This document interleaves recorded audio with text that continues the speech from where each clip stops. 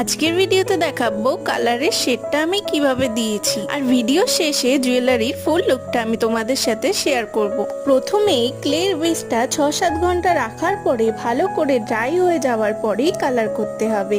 ফার্স্টে আমি white coat দিয়ে নিয়েছিলাম যাতে রংটা ভালোভাবে ফোটে।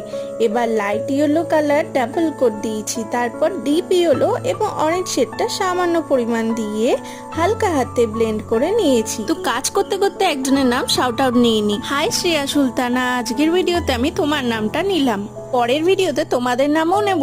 তারপর আমি মিডলে লাইট ইয়েলো দিয়ে ব্রাউন আর ব্ল্যাক শেড দিয়েছি, তারপর গ্লস মিডিয়াম ইউজ করে এটাকে কমপ্লিট করেছি। কাস্টমার আমাকে ব্ল্যাক টাসেল দিতে বলেছিল, তো সেইভাবেই আমি কাস্টমাইজ করে দিলাম।